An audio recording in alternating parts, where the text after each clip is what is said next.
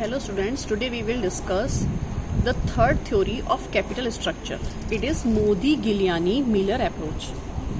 ठीक है, Modi-Giuliani-Miller approach में हम देखेंगे सबसे पहले तो ये देखिए कि कैपिटल स्ट्रक्चर की जो थ्योरीज थी वो क्या कह रही थी. कैपिटल स्ट्रक्चर की जो थ्योरीज थी वो इस चीज़ को डिफाइन कर रही थी कि क्या कैपिटल स्ट्रक्चर में चेंज करने से कॉस्ट ऑफ कैपिटल में फ़र्क पड़ता है, और अगर पड़ता है तो क्या इसका इफ़ेक्ट वैल्यू ऑफ फर्म पे भी पड़ता है या नहीं पड़ता है. ठीक है ना. तो ये इसको शॉर्ट में बोलते हैं MM अप्रोच. इसका फुल नेम है मोदी-गिलियानी-मिलर अप्रोच. ठीक है. मोदी-गिलियानी-मिलर अप्रोच क्या कहती है? It recognize the irrelevance of capital structure, thus it supports NOI approach. मतलब कि ये बोलता है कि जो कैपिटल स्ट्रक्चर है वो इररिलेवेंट है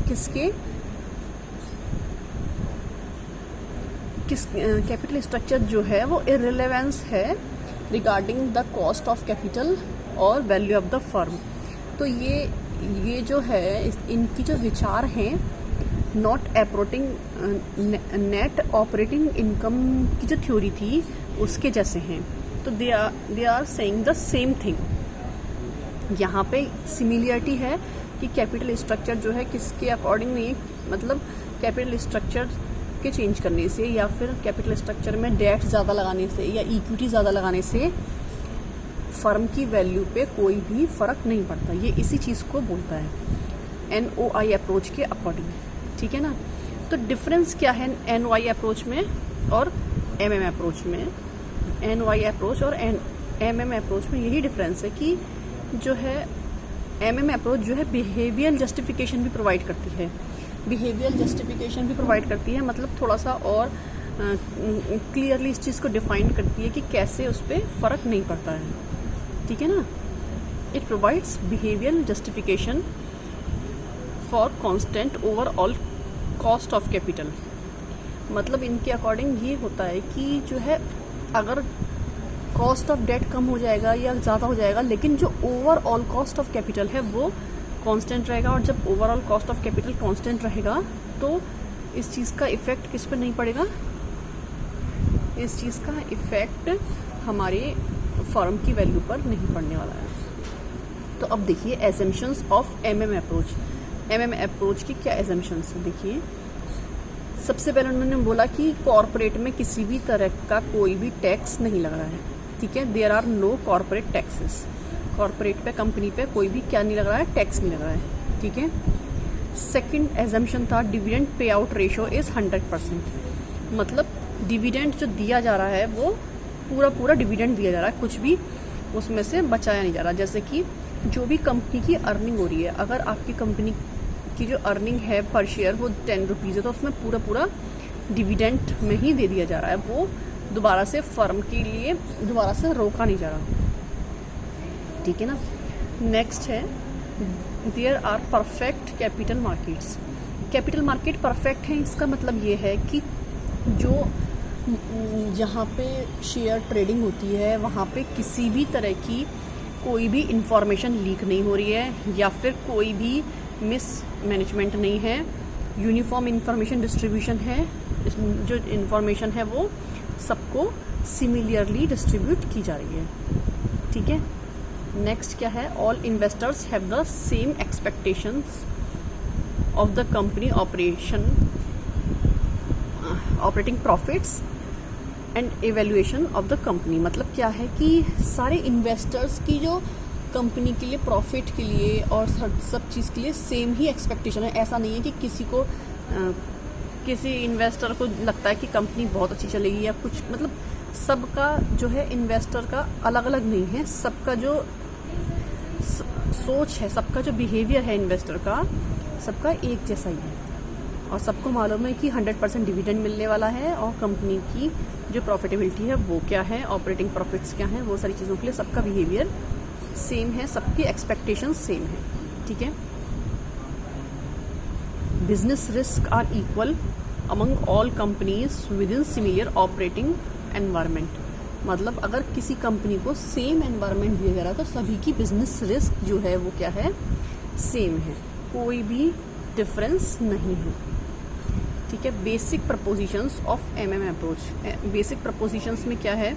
overall cost of capital and the value of firm are independent, यही हम बात कर रहे थे। बेसिक प्रपोजिशन का मतलब है कि ये चीज़ें हमारे सामने यहाँ पे आएंगी कि जो ओवरऑल कॉस्ट ऑफ कैपिटल है and the value of the firm are independent of capital structure. मतलब ओवरऑल कॉस्ट ऑफ कैपिटल है वो और वैल्यू ऑफ द फर्म जो है वो दोनों क्या है? इंडिपेंडेंट हैं किसके? कैपिटल स्ट्रक्चर के।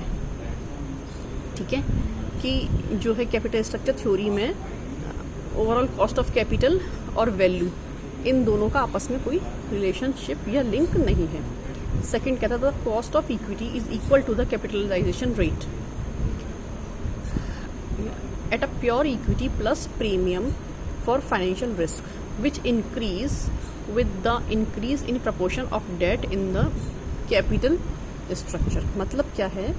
cost of equity is equal to the capitalization rate for the pure equity plus premium। देखिए, अगर वो cost of equity जो है वो कैपिटलाइजेशन रेट के बराबर है ना, प्लस उसकी जो फाइनेंशियल रिस्क वगैरह हैं। अब इसमें देखना ये है कि अगर वो इंक्रीज होता है which increase with the increase in proportion of debt, अगर हम डेट को बढ़ा देते हैं तो यहाँ पे ये हमारा कॉस्ट ऑफ कैपिटल, डेट को बढ़ाने पे हमारी कॉस्ट ऑफ डेट तो कम हो जाएगी, लेकिन कॉस्ट ऑफ इक्विटी, क्योंकि वहाँ पर रिस्क भी उसमें ऐड हो रहा है, तो इस वजह से कॉस्ट ऑफ इक्विटी भी हमारी इंक्रीज हो जाएगी। ठीक है ना, डेट हम बढ़ाते हैं तो हमारी डेट की जो कॉस्ट है वो कम हो रही है, लेकिन यहाँ पे क्या होगा कि कॉस्ट ऑफ इक्विटी, क्योंकि रिस्क वहाँ पे हमारा बढ़ जा रहा है, तो वहाँ पे कॉस्ट ऑफ इक्विटी बढ़ जाएगी। The cut off rate for investment purpose is completely independent of the way in which the investment is financed. मतलब जो इन्वेस्टमेंट पर्पस है उसका जो कट ऑफ रेट है इन्वेस्टमेंट पर्पस का, वो टोटली इंडिपेंडेंट है किसका? कि वो किस तरीके से फाइनेंस किया जा रहा है, उसको बिल्कुल भी इस बात का कोई भी इफेक्ट नहीं पड़ने वाला है। ठीक है, यही बातें हैं बस इसमें कि जो हमारा कॉस्ट ऑफ कैपिटल हमने क्या किया, कैपिटल स्ट्रक्चर में चेंज किया और हमने डेट बढ़ा लिया तो कॉस्ट ऑफ इक्विटी भी हमारी बढ़ गई, क्योंकि उसमें वहाँ पर रिस्क परसेप्शन हमारा इंक्लूड हो गया। ठीक है ना,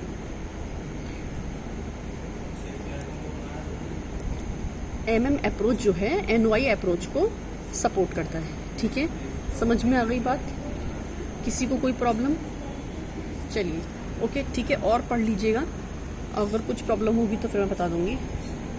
ठीक है, okay, have a nice day.